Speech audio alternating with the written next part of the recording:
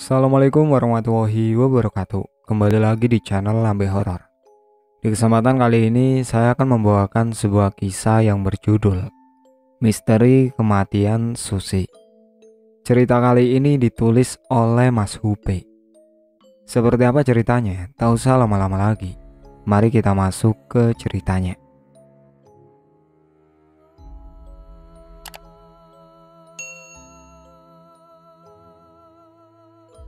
Kali ini aku akan bercerita tentang pengalaman saat liburan kenaikan kelas sewaktu aku SMK.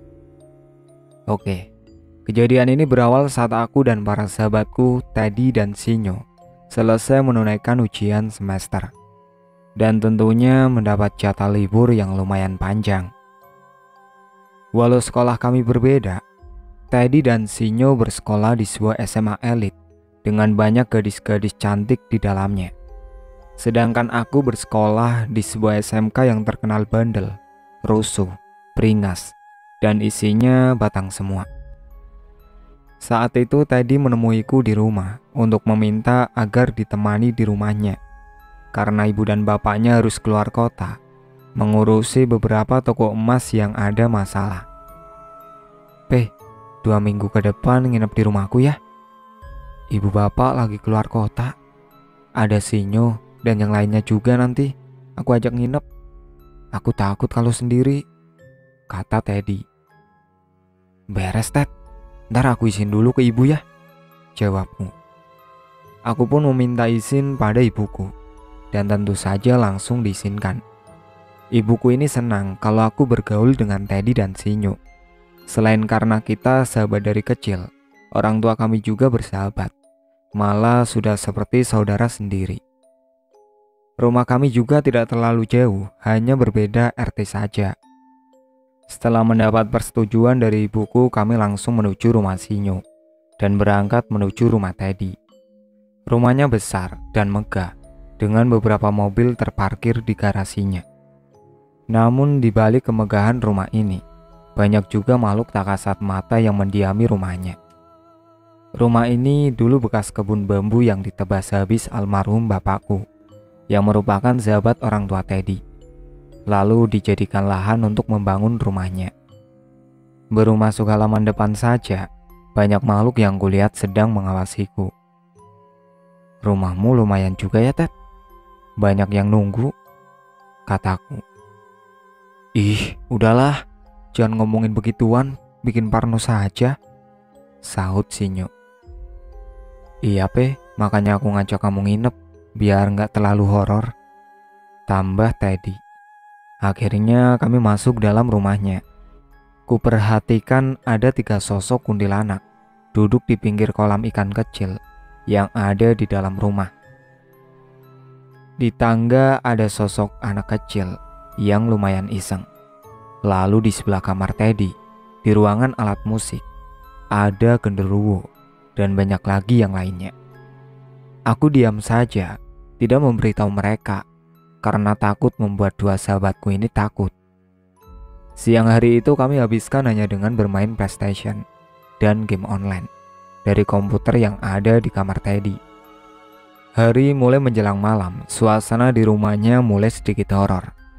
Aku merasa rumahnya mulai ramai dengan mereka yang tak kasat mata. Dan kembali aku hanya bisa diam karena tidak ingin membuat mereka takut. Ted, bosen nih gak ada bahan hinaan. Coba telepon Kiron atau siapa gitu biar rame, kataku. Iya juga sih Pe, ya udah aku telepon Kiron, jawabnya. Akhirnya tadi menelpon Kiron dan tak berselang lama orang yang dimaksud datang. Halo, kenapa Ron? Oh iya ya, kata Teddy. Kenapa Ted si Kiron? Kataku. Itu, dia udah di depan gerbang. Tolong bukain, Pe, jawabnya.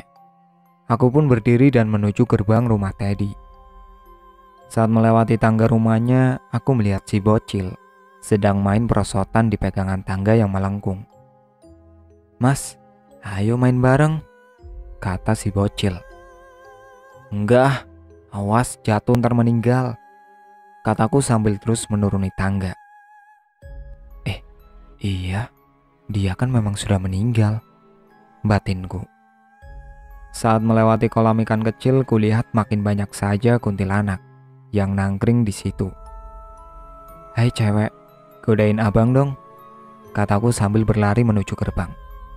Seketika mereka tertawa sambil melihatku.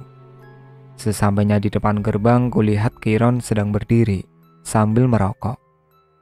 "Weh, ayo masuk. Buang tuh rokok. Ngerokok di kamar Teddy aja ntar," kataku. Kiron hanya manggut-manggut sambil membuang rokoknya, lalu mengikutiku masuk ke dalam rumah. Aku kembali melewati kolam ikan dan para kunti masih melihatiku sambil cekikikan. "Ron, itu di kolam banyak cewek-cewek. Mau aku kenalin gak?" kataku pada Kiron. "Ah, gak lucu pe. Gak ada siapa-siapa. Pasti demit kan maksudmu?" jawab Kiron. Aku hanya tertawa saja. "Entar Ron, tunggu di sini sebentar," kataku. "Ngapain sih? Jangan aneh-aneh lah," kata Kiron. Aku membaca mantra dan mengelus tangan Kiron 3 kali agar sedikit sensitif bagian yang kuelus itu. Lalu aku menarik tangan salah satu kunti itu, lalu menempelkannya pada tangan Kiron. "Ih, apaan sih, Pe? Kok dingin? Tangan siapa ini yang memegangiku?" katanya ketakutan. "Ayo lu Ron, dipegangin para cewek-cewek," kataku menakut-nakuti. "Pe, tolong, pulang lu aku ntar," katanya sambil memejamkan mata. Aku tertawa lalu melepaskan pegangan kuntilanak itu dan mengembalikan sensitivitas tangan Kiron. Muka Kiron langsung berubah karena kesal denganku. Akhirnya kami sampai pada tangga dan mulai menaikinya. Baru beberapa langkah, mungkin 10 anak tangga. Kedebuk, terdengar suara orang terjatuh. Kulihat ke belakang, ternyata Kiron jatuh kejengkang di lantai dan terlihat si bocil tertawa senang. Aku pun turun dan menghampiri Kiron. Kenapa Ron? Udah ayo berdiri," kataku sambil membantu Kiron berdiri. "Gak tahu Pe, tadi kayaknya ada yang mendorongku," jawab Kiron. "Biasa Ron, salam perkenalan. Kamu kan baru main ke rumah Teddy," jelasku. Kutata bocil itu dengan tatapan marah, dan bocil itu menunduk, lalu melayang ke atas ke lantai 2. Aku dan Kiron menaiki tangga lalu menuju kamar Teddy. Sesampainya di kamar, Kiron langsung mengadu pada 2 sahabatku itu, yang malah membuat mereka tertawa mendengar cerita Kiron. Akhirnya di dalam kamar kami saling bercanda dan merokok sambil minum soft drink yang ada di kulkas kamar Teddy. Tak terasa jam sudah menunjukkan pukul 10:30 malam dan rasa kantuk mulai melanda kami. Kami pun mulai tertidur dengan lelap, namun tiba-tiba aku merasa ada yang mencolek tanganku. Kubuka mataku dengan malas. Apaan?" kataku. "Anterin aku ke toilet, Pe. Aku takut di kamar Teddy toiletnya nggak bisa buat buang air besar," kata Kiron. Ya udah, bentar," kataku. Kubuka mata dan meregangkan ototku. Kuambil sebungkus rokok milikku. Lalu kami menuju ke bawah di toilet tamu yang ada di dekat taman belakang rumah Teddy. Sesampainya di sana, Kiron langsung masuk toilet dan menutupnya. Sedangkan aku menyalakan sebatang rokok sambil melihat mereka yang dari alam sebelah sangat banyak di taman belakang ini. Tidak sedikit pula dari mereka yang menyeramkan. Ya sudahlah, toh mereka juga penghuni kampung ini, batinku. Saat aku sedang menikmati sebatang rokok, terdengar suara dari dalam toilet. "Pe," katanya. "Hah?" jawabku. Begitu terus sampai 5 kali. "Jangan kemana-mana, situ aja," kata Kiron. "Iya," jawabku singkat. Dasar, penakut sekali jadi orang, batinku kesal.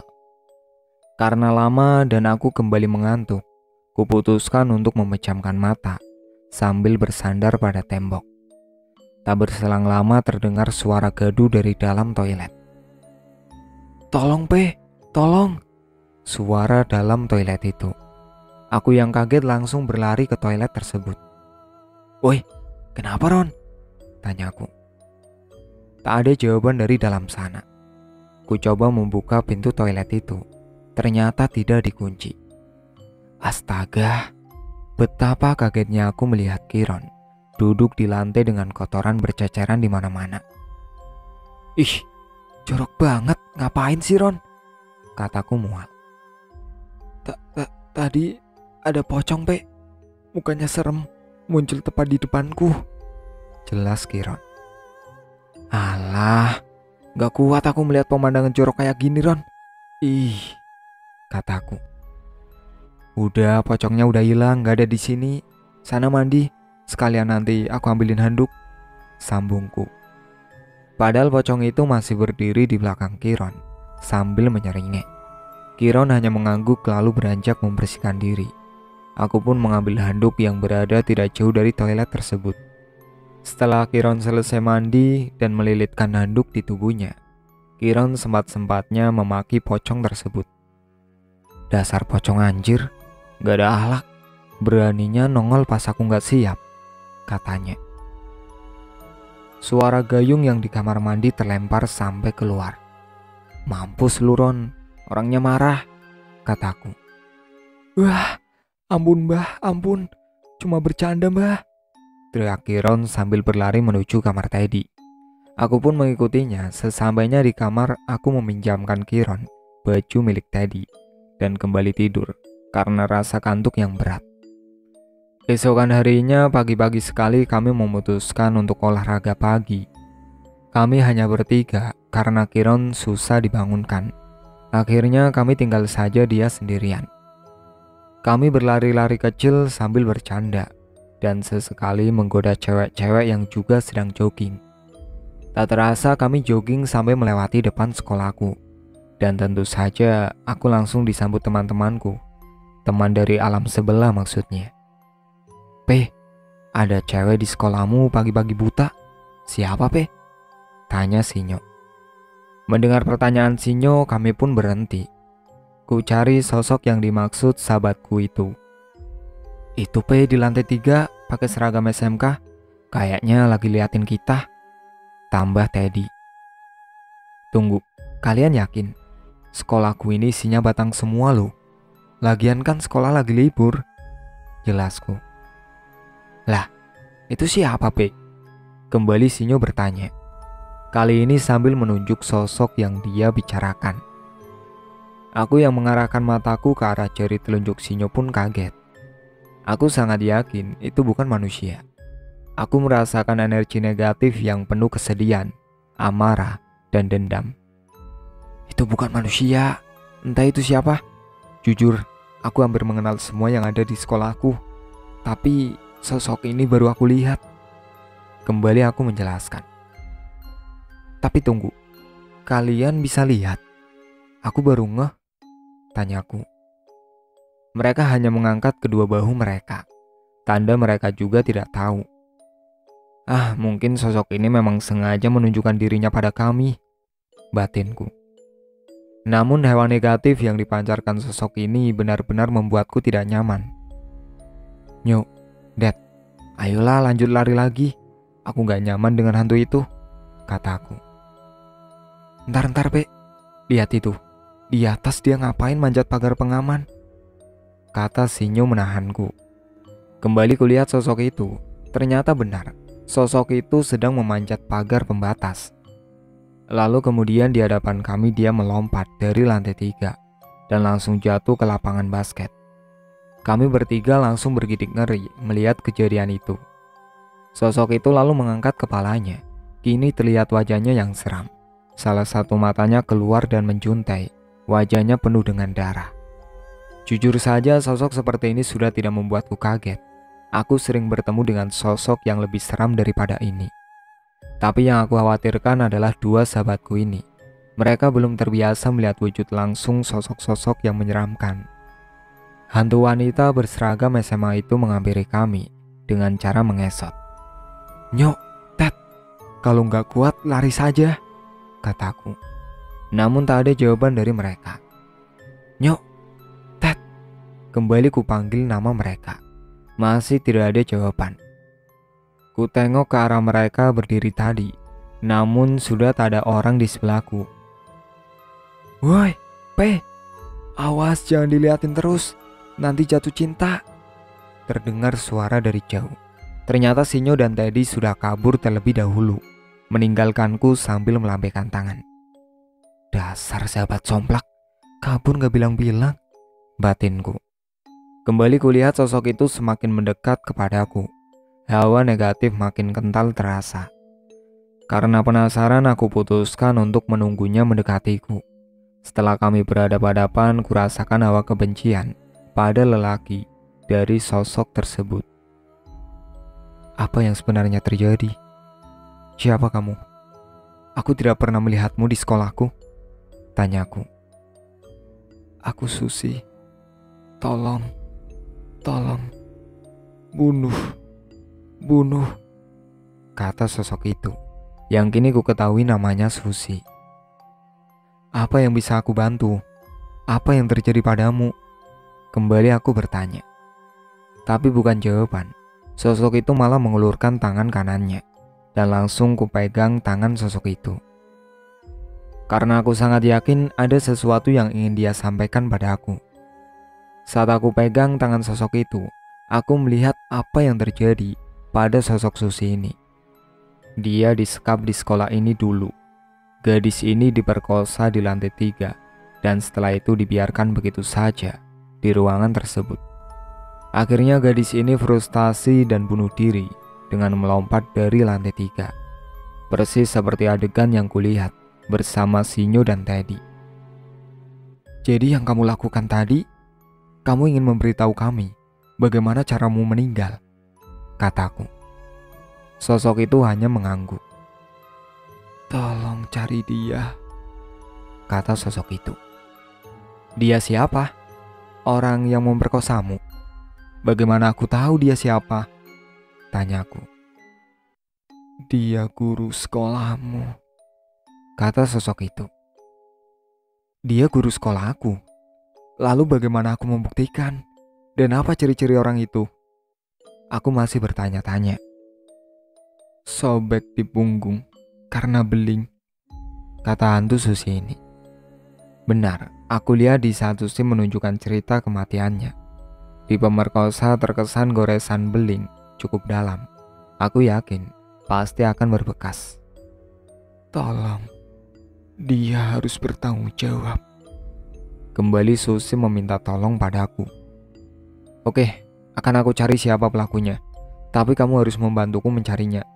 Sekarang ikut aku dan kenalkan beberapa temanku, kataku. Aku membaca mantra, memanggil beberapa sosok yang biasa menjagaku. Karena sosok ini wanita, aku turut memanggil Mbak Putri. Sosok Mbak Putri menggandeng dan berbicara dengan sosok Susi. Entah apa yang mereka bicarakan. Akhirnya sosok Susi mengikutiku untuk membantu menemukan siapa pelaku pemerkosaan yang dia alami. Aku pun kembali berlari menuju rumah Teddy. Tak lupa otak isengku seketika langsung menemui ide yang bagus. Sinyo, Teddy, Kiron, siap-siap jadi korban kejailanku, batinku. Saat pulang aku mampir ke rumah dan terlihat Susi ketakutan saat sampai depan rumahku. Wajar saja dia ketakutan, karena di rumahku banyak sosok yang energinya jauh lebih kuat daripada dia. Udah, kamu tidak usah takut, mereka semua temanku, kataku. Dia hanya diam tak menjawab.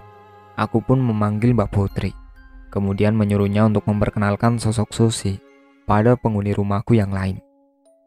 Mbak, tolong ajak Susi kenalan sama yang lainnya. Aku mau ke rumah temanku lagi. Oh iya Sus, nanti kamu aku panggil ya.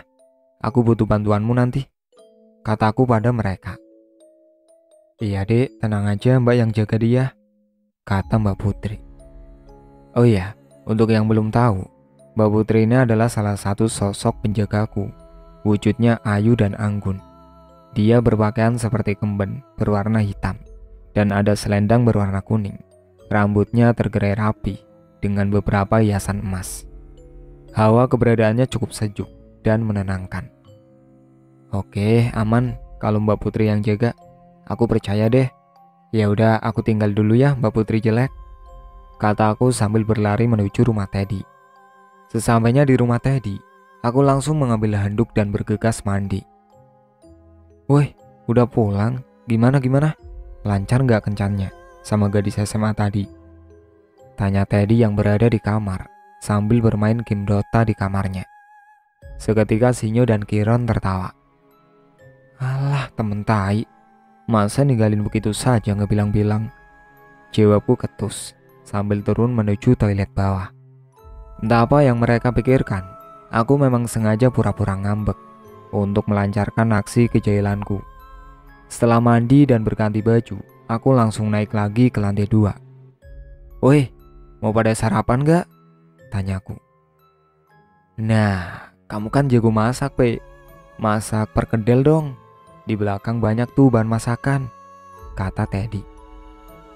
Oke deh, ntar kalau mateng aku kasih tahu. Makan bareng kita, kataku. Oke deh. Pe, pinjam akun Dota dong, potong Sinyo.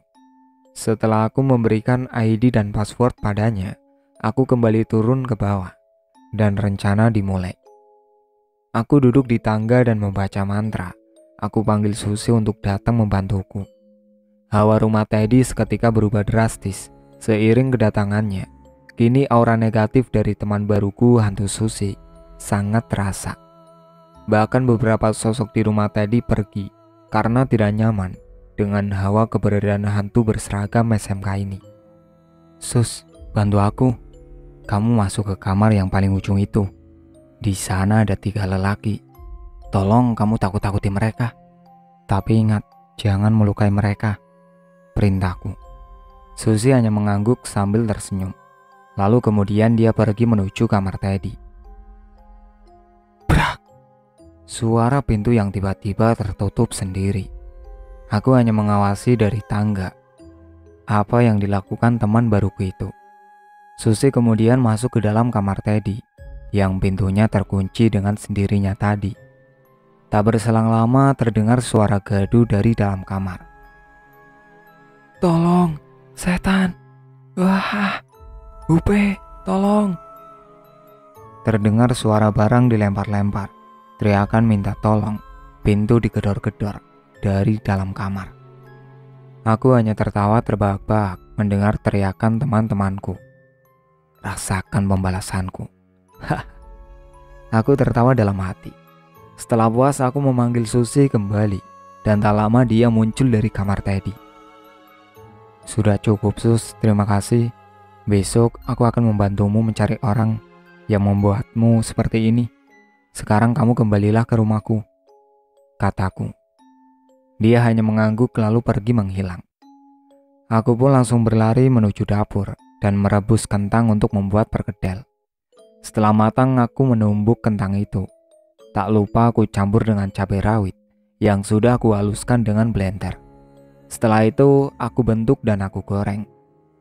Tara, jadilah perkedel ekstra pedas. Ada 5 perkedel pedas dan 5 perkedel biasa di piring.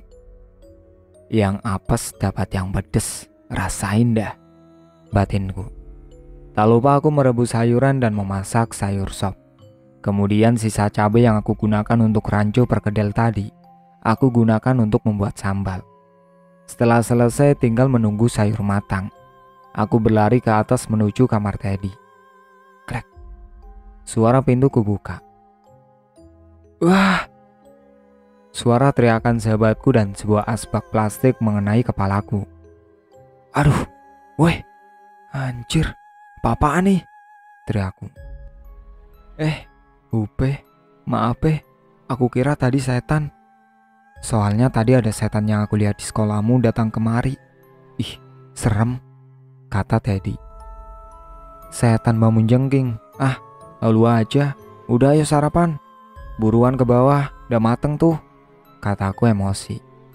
Kulihat kamar Teddy berantakan, aut-autan, dan mereka bertiga beringsut di pojokan samping lemari dengan berlindung pada sebuah selimut.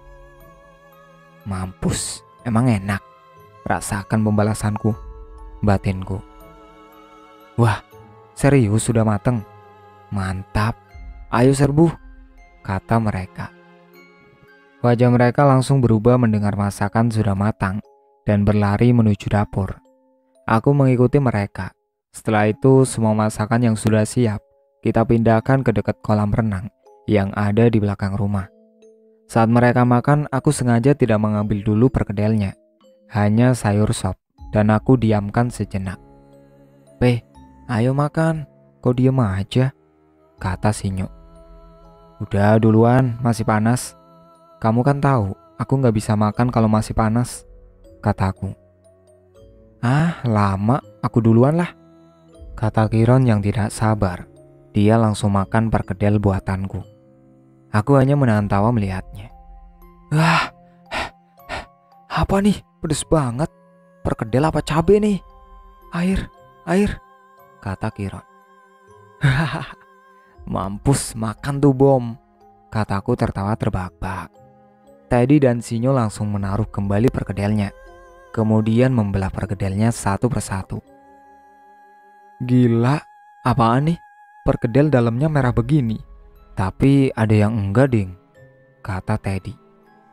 Teddy dan Sinyo mengambil perkedel yang biasa, lalu makan dengan lahap. Enak masakanmu, Jos, mantap, kata mereka. Weh, air, gila, air, kata Kiron sambil meminta air. Aku pun mengambil air di botol dan membawanya kabur. Haha, mampus, emang enak, kataku. Kiron mengejarku berputar-putar di pinggir kolam renang. Akhirnya dia kesel sendiri dan berlari menuju dapur, lalu mengambil air di dispenser. PA, bukannya dari tadi ambil di dispenser, malah lari-larian, kata Teddy. Setelah lelah dengan aksi balas dendamku, aku pun ikut bergabung sarapan dengan sayur sop saja. Sedangkan 5 perkedel yang biasa, aku berikan pada mereka sebagai permintaan maaf. Teddy 2, Sinyo, dan Kiron masing-masing 1,5. Nyok, Ted, nanti aku mau cerita penting dan aku butuh bantuan kalian besok. Setelah makan, Kiron pamit pulang karena takut dicari orang tuanya. Saat yang tepat untuk membahas masalah Susi, batinku. Masih di pinggir kolam renang, aku memanggil kedua sahabatku ini untuk sedikit mendekat. Nyok, Ted, sini. Aku mau bahas yang tadi ku bilang, kataku. Mereka pun mendekat kepada aku. Ada apaan, Pe? Tanya Teddy. Tadi yang nakutin kalian pakai hantu yang di sekolahku itu aku, kataku jujur. Hening sesaat. Oh, babi ngepet, ada lalas, monyet botak, asem. Aku udah ketakutan sampai nyempil di pinggir lemari, kata Sinyo. Alah, salah sendiri ninggalin aku. Berangkat bareng kok pulang sendiri-sendiri. Tidak setia kawan. Lagian aku juga udah kena lempar asbak, belaku. Kapok, syukurin, kata mereka kompak. Udahlah, jadi gini. Ternyata sosok hantu berseragam SMK ini namanya Susi. Dia dulu salah satu murid di sekolahku. Gak tahu zaman kapan. Terus dia ini diperkosa di lantai 3. Setelah itu ditinggalkan gitu aja. Akhirnya Susi ini frustasi dan loncat dari lantai 3. Jelasku. Terus, kata Sinyo. Kalian tahu adegan pas dia loncat itu? Itu dia memberitahu adegan saat dia mati, jawabku. Tunggu, Pe. Kok kamu tahu dengan semua itu? Aku penasaran, potong Teddy. Jadi gini, pas kalian tinggal itu, aku berinteraksi sama hantu Susi ini. Dia menunjukkan semua kejadian masa lalunya padaku. Kembali aku menjelaskan. Lah, berarti kamu lihat adegan wik-wik dong? Hehe, kata Sinyo cengengesan. Otakmu kawan, otakmu harus dilepas, terus dicuci pakai sikat, kataku mencitak kepala Sinyo. Oke, jadi sekarang masalahnya hantu Susi ini minta tolong padaku untuk menangkap pelakunya. Katanya sih sekarang pelakunya jadi guruku. Terus dia punya ciri-ciri luka sayatan di punggungnya. Kalian harus bantu aku. Kita datangi guruku yang cowok satu persatu. Terus kita patungan buat beli buah tangan ya. Dan tidak mungkin kita bertamu tanpa sebab dan buah tangan. Tambah aku panjang lebar. Oke, gampang itu, Pe. Daripada begini-begini saja liburan kita. Jawab Teddy. Terus rencanamu bagaimana, Pe? Saut si Nyok. Gampang, Nyok. Pura-pura aja minta remedi. Jawabku singkat. Setelah selesai mengatur strategi, kami bertiga berangkat menuju pasar untuk membeli buah. Akhirnya semua persiapan selesai. Parsel-parsel buah telah tersusun rapi. Tak terasa waktu sudah menunjukkan pukul 5:30 sore. Kami memutuskan untuk mandi dan bersiap-siap nongkrong di tempat biasa. Selesai maghrib kami berangkat menuju jogging track. Namun saat di perjalanan, terdengar suara motor gebar-gebar knalpotnya yang cempreng. Aku pun menengok ke arah suara motor tersebut. Ternyata Kiron yang sedang menaiki motor Satria R milik kakaknya. "Woi, pada mau kemana? Aku ikut dong," katanya. "Eleh, kepo. Kalau mau ikut ya ayo," kataku. Sesampainya di tujuan kami langsung memarkir motor dan memesan roti bakar dan minuman. Hari ini kami habiskan dengan nongkrong dan mengobrol serta bercanda. Setelah puas ngopi dan bersenda gurau, kami kembali menuju rumah Teddy, kemudian tidur. Keesokan harinya kami memulai pencarian sang pelaku. Aku memulai dari guru bahasa Inggrisku yang killer. Tak lupa aku ajak sosok hantu Susi untuk ikut. Sesampainya di rumah beliau, aku dan dua sahabatku langsung mengetuk pintu. "Permisi, tok-tok. Permisi," teriakku. "Iya, sebentar," terdengar jawaban di dalam. Klek. Suara pintu dibuka dari dalam. "Oh, kamu. Ada apa rame-rame kesini?"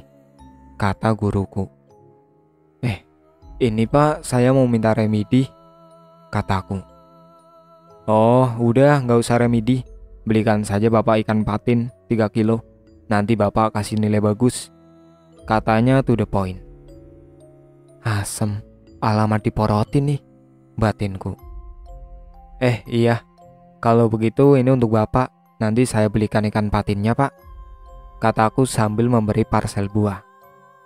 "Nah, begitu. Sini masuk dulu. Saya ambilkan minum," katanya sambil menerima buah tersebut. Dasar guru sableng, giliran dikasih bingkisan baru disuruh masuk. Kembali aku membatin kesal. Saat guruku membuatkan minum, sengaja aku memanggil Susi dan membuat udara menjadi panas. Aku berniat agar guruku ini kegerahan dan membuka baju. Saat guruku datang membawa minum, betapa terkejutnya aku dengan apa yang dikatakan guruku. "Nak, Bapak tahu kamu itu bisa berhubungan dengan hantu. Tapi kenapa kamu membawanya ke rumah Bapak? Siapa hantu perempuan itu? Sebenarnya apa yang kalian rencanakan?" kata guruku. Dek, rasanya jantungku berhenti mendengar ucapannya. Bapak bisa lihat?" tanyaku. "Bapak ini juga kejawen sama sepertimu, jadi gak usah heran. Bapak juga tahu siapa kamu. Makanya, Bapak selalu diam saat kamu berulah di sekolah," jelas beliau sambil tertawa. Pantas saja. Teman-teman selalu memanggil guru bahasa Inggrisku ini killer. Tapi kenapa dia selalu baik padaku? Ternyata ini alasannya, pikirku. Oke, karena Bapak bisa melihat sosok Susi ini, mungkin Bapak bisa membantu saya, kataku. "Memang ada apa sebenarnya?" tanya beliau. "Jadi Susi ini adalah korban kejahatan salah satu guru di sekolah kita, Pak. Aku sedang membantu mencari pelakunya sekarang ini. Ciri-cirinya ada luka bekas sayatan di punggungnya. Untuk lebih jelasnya Bapak tanya saja kepada sosok ini," jelasku. "Susi, apa beliau pelakunya? Kalau bukan mungkin beliau bisa membantu. Coba kamu tunjukkan tragedi itu pada beliau. Sama saat kamu menunjukkannya padaku," kataku pada sosok Susi. Susi hanya menggeleng kemudian memegang kepala guruku yang botak di tengah dan rambutnya hanya di samping itu. Kulihat guruku hanya manggut-manggut saja, sedangkan Sinyo dan Teddy cuma plonga-plongo sambil minum es sirup dan merokok. Baik, Bapak sudah paham. Bapak akan membantu kalian mencari pelakunya. Bapak minta nomor HP kamu. Nanti kalau ada info, Bapak telepon kamu. Terima kasih banyak, Pak. Kalau begitu, saya pamit dulu, kataku. Ya sudah, hati-hati ya. Semoga lekas diberikan petunjuk, kata beliau. Aku berjalan dan tidak lupa mencium tangannya. Namun saat aku akan menuju motor, aku kembali masuk ke dalam rumah guruku. Kenapa? Ada yang ketinggalan? Tanya beliau. Enggak Pak, haus, minum dulu, sayang sirupnya. Hehe, kataku cengengesan. Seketika kepalaku dicitak. Aku hanya meringis saja. Dasar kamu ini. Ya sudah sana, jangan lupa ikan patinnya. Kembali beliau mengingatkan. Aku hanya manggut-manggut saja dan langsung menuju motorku. Kami berniat kembali ke rumah Teddy untuk melepas lelah. Matahari pun bersinar sangat terik hari ini. Sus, maaf ya, hari ini belum ketemu pelakunya. Tapi setidaknya bertambah satu orang yang akan membantu kita, kataku pada Susi yang terbaring di sebelah motorku. Iya, tidak apa-apa mas, katanya. Lah, ini setan udah lancar ngomongnya. Habis semedi di gua mana nih Susi? Batinku. Sesampainya di rumah Teddy, entah siapa yang memulai. Tiba-tiba kami sepakat duduk-duduk di pinggir kolam renang. Lalu tanpa aba-aba, aku mendorong mereka ke dalam kolam. Seketika mereka tercemplung. Woi, Kirik, awas ya kamu Pe, teriak Sinyo yang basah kuyup. Hahaha, enak kan, seger, teriakku. Tanpa aku sadari tadi menarik kakiku dan membuatku tercemplung. Hahaha, kapok, syukurin, teriak mereka. Akhirnya siang itu kami berkumpul di rumah Teddy sambil berenang dan bermain air. Pada malam hari tiba-tiba Kiron datang ke rumah Teddy untuk mentraktir kami. Woi, ngopi nggak? Lagi banyak duit nih, aku traktir deh, katanya sambil mengipas-ngipas uang 500.000. Buh, boleh? Dapat dari mana tuh? Kataku. Duit jualan item game online. Udah yuk ngopi-ngopi sambil makan gorengan atau apa kek? Jangan kayak orang susah di rumah mulu, katanya. Boleh lah kalau duit halal, jawabku. Aku menengok ke arah Sinyo dan Teddy, lalu mengedipkan sebelah mataku. Mereka mengangguk seakan tahu apa yang ada di dalam pikiranku. Saat berangkat, Kiron menyempatkan diri berhenti di sebuah minimarket, entah apa yang ingin dia beli. Kami menunggu di depan minimarket tersebut sambil berbisik-bisik ria. Pe, Kiron dapat uang dari mana tuh? Tanya Teddy. Meneketehe, katanya jual item game online, jawabku sambil mengangkat kedua bahuku. Alah, sejak kapan diajak main game online? Disuruh jadi healer aja klemer, potong Sinyo. Saat sedang berbisik-bisik, yang diomongin keluar dari minimarket, lalu memberi kami masing-masing sebungkus rokok. Nih, biar gak asem, katanya. Weh, apa ini Ron? Alah, slow aja, kalau rokok kita bisa beli sendiri. Rapat-rapat aja, kataku. Alah, santai, sekali-kali, jawabnya. Tentu saja membeli 3 bungkus rokok ini tidak murah. Rokok kami lumayan soalnya. Akhirnya kami melanjutkan perjalanan. Setelah sampai, Kiron langsung kembali bergaya. Sana pesan, ambil gorengan sepuasnya. Jangan lupa dihitung, nanti lupa lagi ngambilnya berapa, katanya dengan nada sedikit keras. Tentu saja pengunjung yang lain langsung melihatnya, karena tempat ini memang selalu ramai saat malam. Aduh, gayamu Ron. Modal pas-pasan gayanya selangit. Biar apa sih? Batinku. Aku, Sinyo, dan Teddy hanya tersenyum kecut melihat tingkah Kiron. Kami merasa diperlakukan di depan orang banyak, layaknya benalu yang menempel padanya. Karena merasa kesal melihat gayanya, langsung saja aku memesan yang mahal-mahal. Mas, aku pesan susu soda gelas besar, terus roti bakar, kentang goreng, jagung bakar, sosis, pentol bakar, bisa mie. Kataku memesan banyak makanan. Sama mas, kata Sinyo dan Teddy. Oke, tunggu ya mas P.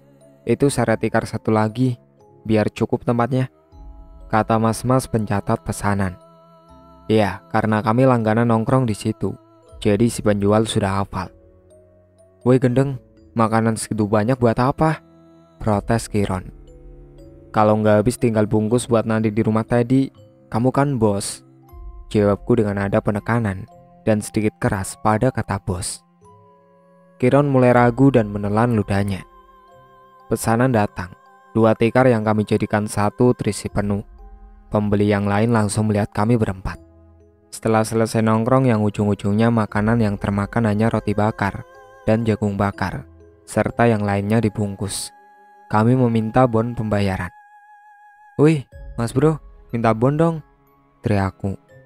Tak berselang lama, mas-mas penjual pun datang membawa bon yang harus kami bayar. Susu soda gelas besar, 25.000 kali 3, 75.000. Roti bakar 15.000 kali 3, 45.000. Kentang goreng 10.000 kali 3, 30.000. Jagung bakar 15.000 kali 3, 45.000. Sosis 5.000 kali 3, 15.000. Pentol bakar 5.000 kali 3, 15.000. Bisa mie 8.000 kali 3, 24.000. Total 249.000. Kurang lebih seperti itu tulisan pada bon pembayaran yang aku pegang. Woi, bayar turun 250.000 tuh totalnya, kataku. Mana coba lihat, katanya. Aku pun memberikan bon pembayaran pada Kiron. Mampus kau anak muda, batinku. Dengan berat hati akhirnya Kiron membayar semuanya. Akhirnya kami pulang menuju rumah Teddy. Sampai di kamar kulihat wajah Kiron ditekuk seperti cucian kotor. Kenapa kamu Ron? Muka ditekuk begitu, kayak kantong plastik bekas gorengan, kataku. Kalian tuh pesen gak kira-kira? Masa uang 500.000 sisa cuma 185.000? Katanya ngambek. Loh, katanya bos, masa bayarin segitu aja ngeluh? Timbal Teddy. Makanya jadi orang jangan kebanyakan gaya Ron. Kamu tahu, kita tadi jengkel melihatin kamu yang sok. Pakai ngomong kencang suruh mesen, biar apa? Biar dikira wah gitu, tambah Sinyo. Kiron hanya tertunduk saja mendengar ocehan kami. Udah Ron, jujur saja, itu uang dari mana? Aku gak percaya kalau kamu jual item game. Sejak kapan kamu punya item bagus untuk dijual? Keluarin modal dikit aja gak mau, selidikku.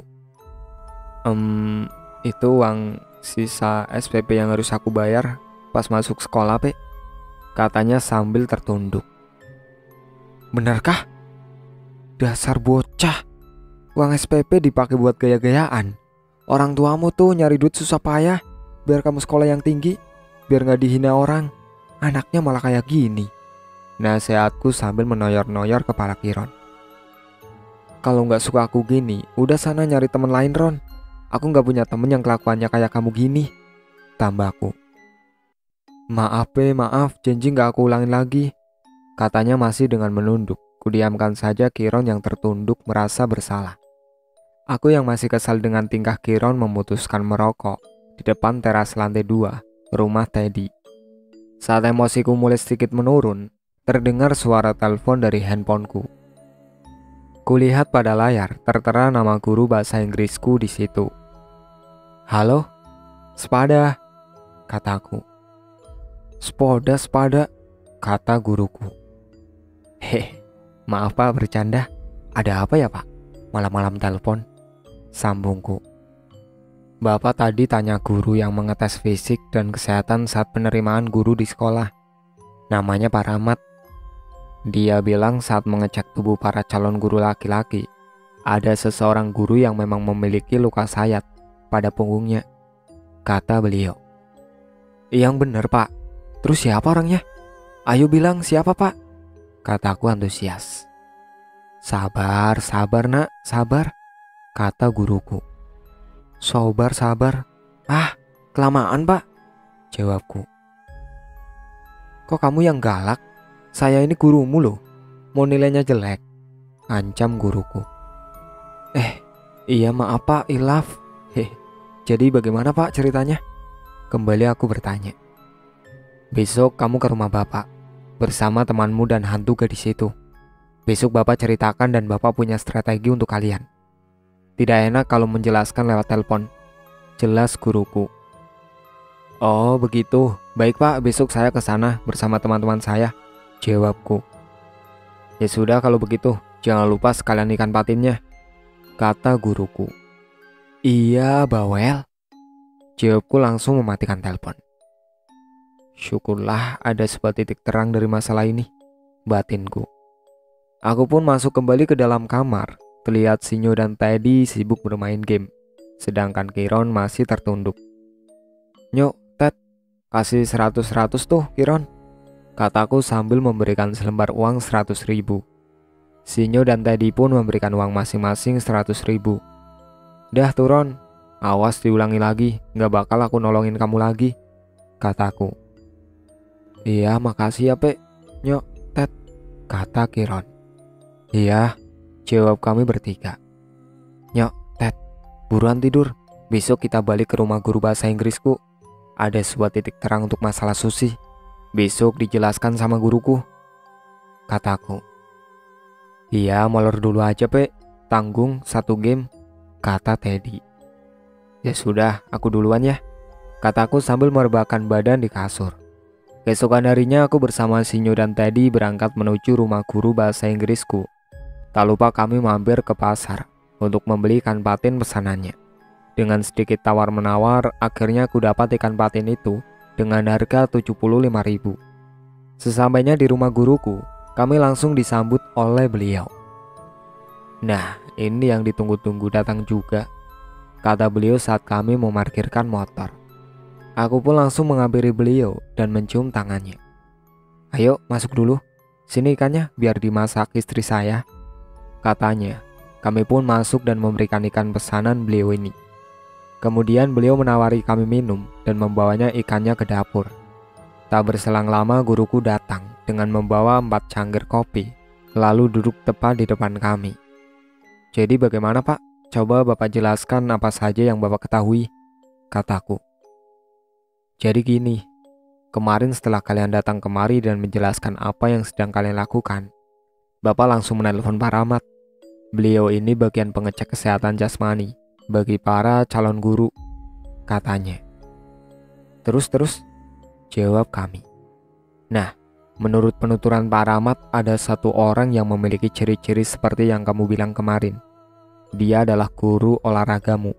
Dia orang yang berbahaya karena memiliki keahlian bela diri. Dia juga memiliki ilmu kanuragan yang lumayan, jelas beliau. Aku yang mendengar penjelasan guruku cukup kaget mendengar siapa pelakunya. Menurutku guru olahragaku ini orangnya baik dan pandai bergaul dengan anak muridnya. Ya walaupun matanya suka jelalatan kalau ada guru perempuan dan wali murid wanita. Tapi aku pikir mungkin jiwanya masih muda. Ah, yang bener Pak. Masa beliau orangnya? Perasaan beliau itu orangnya baik Pak, kataku. Ya, kamu buktikan saja sendiri. Bapak punya strategi, coba kamu lakukan, kata beliau serius. Rencana apaan Pak? Jawabku penasaran. Setelah dari sini kamu pergilah ke rumah guru olahragamu, minta remedi. Dia pasti menyarankan untuk remedi besok pagi. Di lapangan umum biasa murid-murid melakukan olahraga. Beliau mulai menerangkan strateginya. Iya ya, terus Pak? Jawabku sambil manggut-manggut. Nah, saat di lokasi pasti masih sepi kan? Coba kamu pancing-pancing dengan pertanyaan tentang hantu Susi itu. Kembali guruku menerangkan. Iya ya, terus, jawabku. Kalau dia memang bersalah, dia pasti gugup dan mencoba mengalihkan pembicaraan. Kamu tekan terus dengan pertanyaan tentang Susi sampai dia terpojok. Lalu kamu suruh Susi menampakkan wujudnya pada guru olahragamu. Saat itu kita rekam dan kita ambil pengakuan dia. Guruku masih menjelaskan. Iya ya terus, kataku. Brak! Suara meja digebrak oleh guruku. Kamu itu, ada orang dari tadi menjelaskan. Kok iya terus-terus saja? Didengerin apa tidak tadi penjelasan Bapak? Kata beliau marah. Aku dan kedua sahabatku sangat kaget karena suara gebrakan pada meja. Bahkan Teddy yang sedang meminum kopi sampai tersedak dan berlari keluar rumah sambil menutup mulut dan hidungnya. Suara Teddy terbatuk-batuk di luar rumah guruku. Maaf Pak, denger kok, saya memperhatikan kok Pak, kataku menahan tawa melihat Teddy. Kulihat Sinyo juga menahan tawa dengan menghadap ke belakang lalu menutup mulutnya. Bapak pintar juga ya, aku saja gak kepikiran sampai situ, jawabku. Ya iyalah, kalau tidak pintar gak mungkin jadi guru, jawabnya. Setelah berbincang-bincang dan mengatur strategi, kami memutuskan untuk pamit dan langsung menuju rumah guru olahragaku. Pak, kami pamit dulu ya, mau langsung menuju rumah guru olahraga, kataku. Ya sudah, ingat, hati-hati, dia bukan orang sembarangan, kata beliau mengingatkan. Tenang Pak, sama-sama paham, doakan saja, kataku. Setelah itu aku mencium tangan beliau dan langsung menjalankan rencana kami. Di tengah jalan tadi mengajak berhenti sejenak untuk minum es tebu. Ntar berhenti dulu, kita beli es tebu dulu lah. Gak enak banget mulutku, kesedak kopi sampai ke hidung-hidung, kata Teddy. Aku hanya manggut-manggut tanda setuju. Haha, enak gak Ted? Aku dari tadi pengen ngakak, aku tahan, timbal Sinyo. Enak dukmu, kata Teddy. Akhirnya kami mampir sejenak sambil menghabiskan sebatang rokok dan minum es tebu.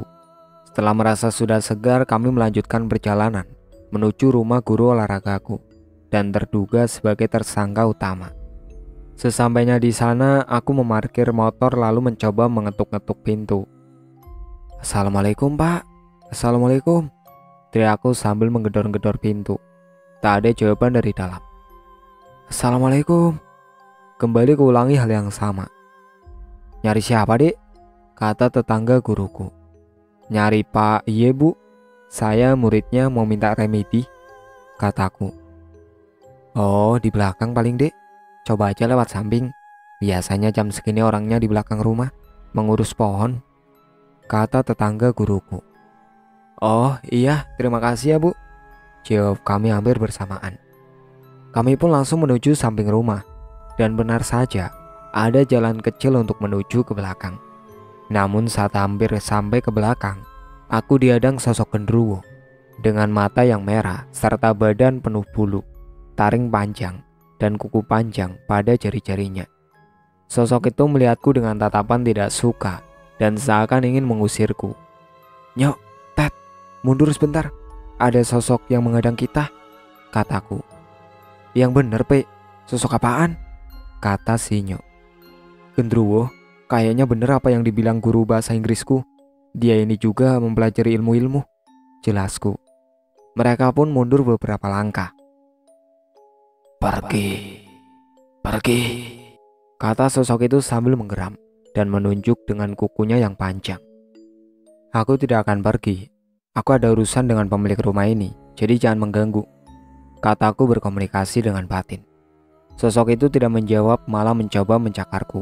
Aku menutup mata dan membaca mantra. Kuku sosok itu tertahan tepat di depanku.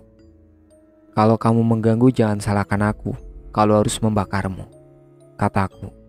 Sosok itu tidak bergeming dan coba terus melawanku. Aku kembali membaca mantra sambil menunjuk sosok itu dengan jari telunjukku. Panas. Teriak sosok itu dan kemudian menghilang. Aku pun menyuruh Teddy dan Sinyo menunggu di luar. Takut akan terjadi hal buruk jika ikut denganku. Nyok, Ted, tunggu di luar saja ya. Aku masuk sendiri saja, kataku. Mereka mengangguk kompak dan duduk di atas motor. Aku langsung masuk ke belakang rumah guru olahragaku dan kulihat dia sedang menyiram tanaman dengan hanya menggunakan celana pendek tanpa menggunakan baju. Aku lihat bekas luka pada punggung guru olahragaku itu. Ternyata benar, dia orangnya, batinku. Assalamualaikum Pak, kataku. Waalaikumsalam, katanya sambil menengok ke arahku. Oh, Hupe, ada apa Pe? Tanyanya. Begini Pak, saya mau minta perbaikan nilai pada Bapak, jawabku. Ayo masuk dulu, tawar guruku. Ah, nggak usah Pak, di sini saja. Lagian saya juga sama temen di depan lagi jagain motor, kataku beralasan. Oh gitu, ya udah kamu bisanya kapan? Besok pagi jam 6 mau? Di lapangan biasa ya? Tanya guruku. Bisa Pak. Ya sudah kalau begitu besok pagi saya datang, jawabku. Kalau begitu saya pamit ya Pak. Gak enak teman nungguin, tambahku. Oh iya ya sudah besok Bapak tunggu ya, katanya. Aku hanya mengangguk dan bersalaman lalu pamit. Aku pun keluar rumah guruku dan langsung mengajak Sinyo dan Teddy pergi. Saat di jalan kedua sahabatku bertanya, Pe, gimana sesuai rencana nggak? Tanya Sinyo. Syukur, semuanya sesuai rencana. Aku yakin sekarang dia memang pelakunya. Tadi aku lihat bekas luka di punggungnya karena dia tidak memakai baju, jelasku. Baguslah kalau pelakunya sudah ketemu. Sekarang tinggal melanjutkan sesuai rencana, potong Teddy. Makasih loh dan nolongin aku. Emang kalian the best lah pokoknya, kataku. Alah, blegedes. Kayak berteman setahun 2 tahun aja. Kita akan berteman dari orok, Pe, kata Sinyo. Oh, dari dalam perut malahan, tambah Teddy. Hahaha. Kami tertawa bersamaan. Akhirnya kami pulang menuju rumah Teddy siang itu, karena ada janji dengan teman dari Bali untuk mabar game online. Semoga semua ini lekas selesai, batinku. Keesokan harinya pagi-pagi pukul 5:30, aku berangkat menuju lapangan sesuai dengan kesepakatan kemarin. Aku mengajak sosok Susi, Sinyo, Teddy, dan beberapa teman lain, termasuk Mbak Putri, hanya untuk berjaga-jaga jika ada sesuatu yang tidak diinginkan. Sesampainya di sana ternyata guruku belum datang. Akhirnya kami melakukan pemanasan sendiri dan berlari-lari kecil untuk mengisi waktu. Tak berselang lama akhirnya yang ditunggu-tunggu datang juga. Namun ternyata dia tidak datang sendirian. Dia juga bersama sosok makhluk bertubuh besar dan berwarna merah serta membawa sebuah gada. Ternyata dia membawa penjaga juga. Aku atau dia sebenarnya yang dijebak di sini, batinku. Susi langsung bersikap aneh melihatnya. Dia begitu marah dan menggeram, seperti ingin menyerang guruku saat itu. Ah, iya dia orangnya, kata sosok Susi. Tenang Susi. Mbak Putri, tolong tenangkan Susi. Aku tidak mau rencana kita hancur, kataku berkomunikasi dengan batin. Mbak Putri pun menahan Susi dan menenangkannya. Guruku akhirnya turun dari sepeda motor, lalu menghampiri kami. Dia melihatku dan tersenyum aneh sebelum berdiri di depanku. Entah apa arti senyumannya itu. Ini kok rame-rame, bukannya yang murid saya cuma 1, kata guruku. Iya Pak, kami sahabatnya Upe mau menemani dia remedi biar tidak sendirian, kata Sinyo menjelaskan. Kembali guruku tersenyum aneh dan melirikku dengan tatapan tajam. Aku membalasnya dengan tatapan yang tak kalah tajam. Tiba-tiba terasa sebuah setruman di badanku. Aura tubuh guruku juga terlihat meluap-luap. Aku tahu dia mengeluarkan auranya mencoba mengintimidasiku. Aku juga tahu kalau dia sebenarnya melihat Susi dan beberapa sosok di belakangku. Sebenarnya apa rencananya? Aku tahu dia bisa melihat mereka. Makanya dia bilang kok rame-rame. Aku akan ikuti permainanmu, Pak, batinku. Oke, kalau begitu pertama kita pemanasan dulu, kata guruku. Kita sudah pemanasan tadi Pak, langsung saja, jawabku. Oh ya, bagus. Kalau begitu kita mulai lari mengelilingi lapangan 5 kali, katanya. Siapa? Jawabku singkat. Kami pun mulai berlari mengelilingi lapangan. Mata guruku tak lepas dariku. Dia selalu melihatku dan kubalas menatapnya. Setelah berlari mengelilingi lapangan, aku kembali menghadap guruku. Sudah Pak, kataku. Oke, kita lanjut push up 25 kali. katanya sambil mencatat nilai. Cih, bertele-tele, batinku. Setelah selesai kembali, guruku kembali mencatat nilai. Oke, sekarang sit up 25 kali. Kembali perintahnya. Aku pun kembali melaksanakannya. Setelah selesai aku kembali melapor. Sudah pak, kataku. Hahaha. Dia tertawa aneh. Kini pandangannya mulai berbeda. Kok malah ketawa pak? Udah selesai, tanyaku. Itu yang perempuan kok pada nggak ikutan? Katanya dengan tatapan marah.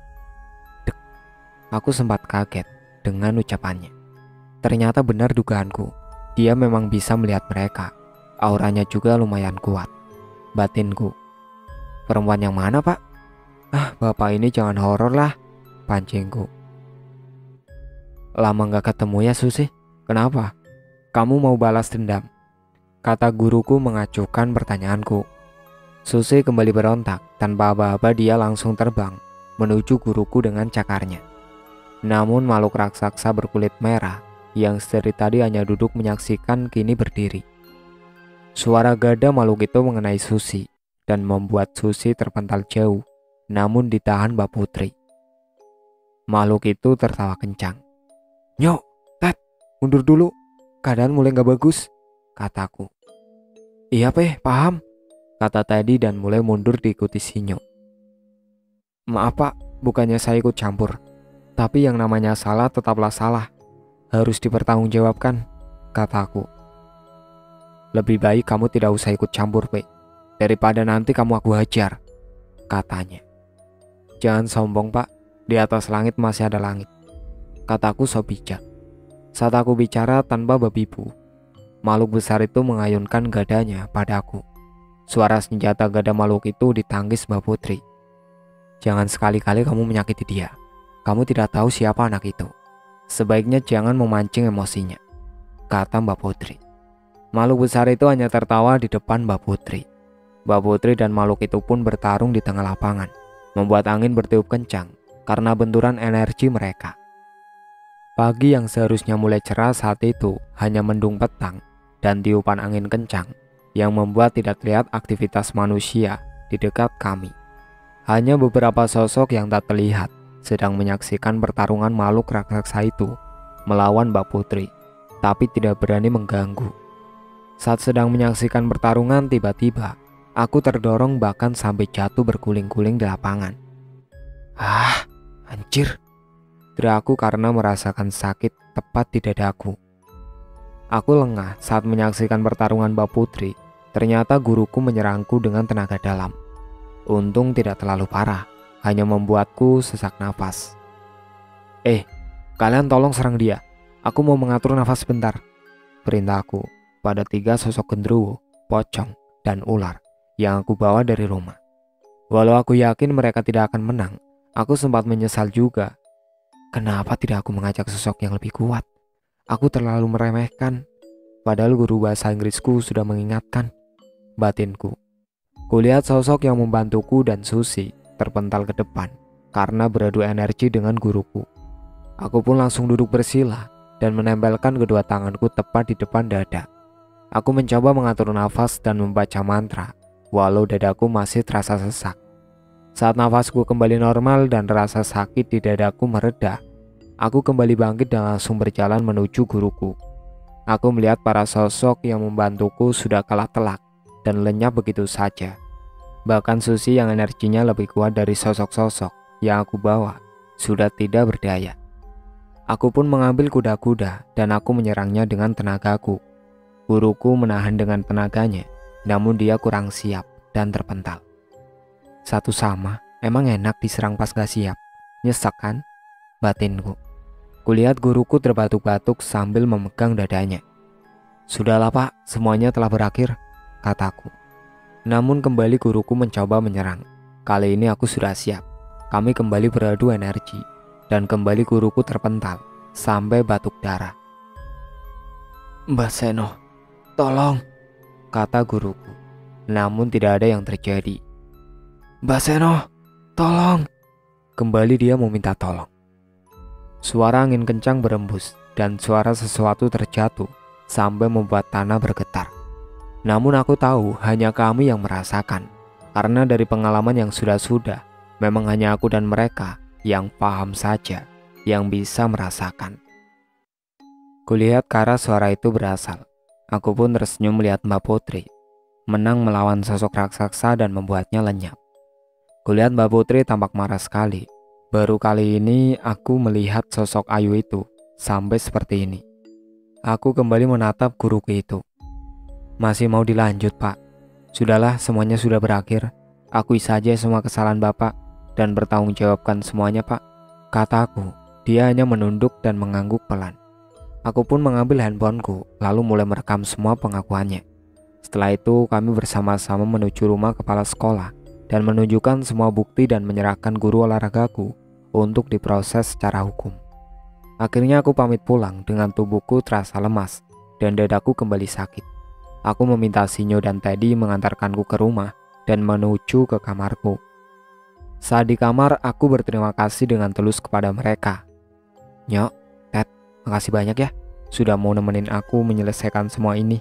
Walau kalian harus ikut dalam bahaya, kataku. Alah, bantu apaan? Orang kita cuma diem aja kok, kata Teddy. Ah, ya sudah, Pe. Aku pulang ke rumah Teddy dulu. Ngeri di sini, hawanya anyep. Dingin enggak, panas juga enggak. Pasti banyak yang horor-horor di kamarmu, kata Sinyo. Namanya juga kamarnya Bos Demit, sahut Teddy. Aku hanya tertawa saja mendengar ocehan mereka. Akhirnya semuanya telah berakhir, batinku. Akhirnya Sinyo dan Teddy pulang dari rumahku. Guru olahragaku dikeluarkan dari sekolah dan menyerahkan diri pada polisi, ditemani kepala sekolahku. Susi, dia jadi ikutan tinggal di rumahku, ikut Mbak Putri sampai saat ini. Tapi energinya sudah tidak seburuk dulu. Itulah akhir cerita yang berjudul Misteri Kematian Susi yang ditulis oleh Mas Hupe. Sekian dari saya. Wassalamualaikum warahmatullahi wabarakatuh.